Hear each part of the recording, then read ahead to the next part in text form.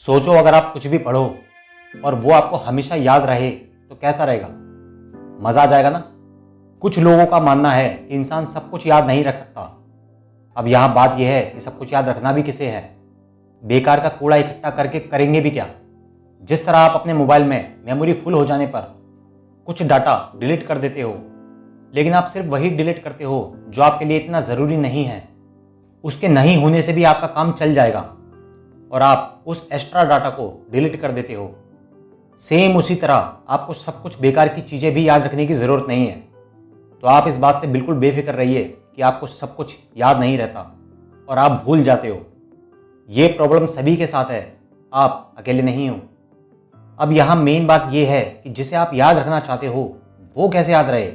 वैसे तो यूट्यूब और इंटरनेट पर हज़ारों तरह के ट्रिक्स और टिप्स बताए हुए हैं, लेकिन मैं आपको सिर्फ वही बताऊंगा जिसे मैंने खुद ट्राई किया था और जो वाकई में असरदार भी था। मैं जब भी बुक से कुछ पढ़ता था तो मुझे कभी याद नहीं रहता था। फिर चाहे मैं कितना भी ध्यान से पढ़ लूँ, कुछ वक्त बाद भूल ही जाता था। मगर मुझे बस वही याद रह जाता था जिसे मैं लिख लेता था। वो मुझे इसलिए याद रहता था क्योंकि बुक की राइटिंग और मेरी हैंड राइटिंग में बहुत फ़र्क था। मैं जो कुछ भी याद करना चाहता था उसके मेन पॉइंट को पेंसिल या पेन से अपनी हैंड राइटिंग से कुछ इस तरह डिज़ाइन बनाकर लिखता था कि वही मेरा लिखा हुआ मेरे दिमाग में छप जाता था। हर किसी की हैंड राइटिंग अलग अलग किस्म की डिज़ाइन बनाती है।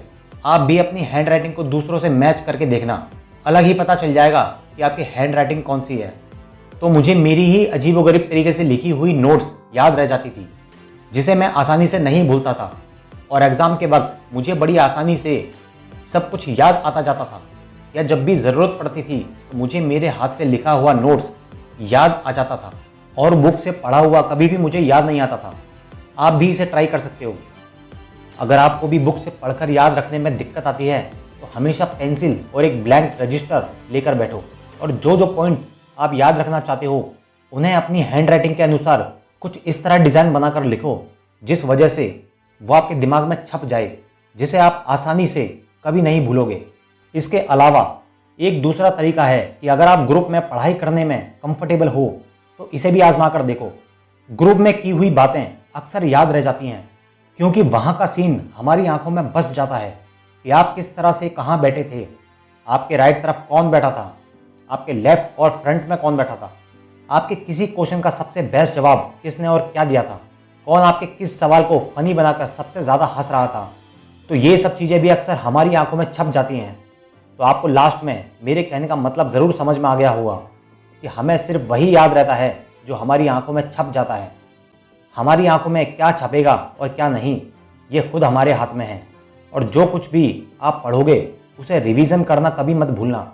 रिवीजन एक तरह से हमें कुछ भी अच्छे से याद करने के लिए बूस्टर का काम करता है, मगर रिवीजन करना सिर्फ अपनी हैंड राइटिंग से लिखे हुए नोट से। ऐसा ट्राई करके देखो और उसका कुछ असर हुआ या नहीं कमेंट करके ज़रूर बताना। और लाइक सब्सक्राइब करना बिल्कुल मत भूलना। अभी बहुत सारी वीडियो आने वाली हैं, तो मिलते हैं अगली वीडियो में। तब तक के लिए good bye, best of luck.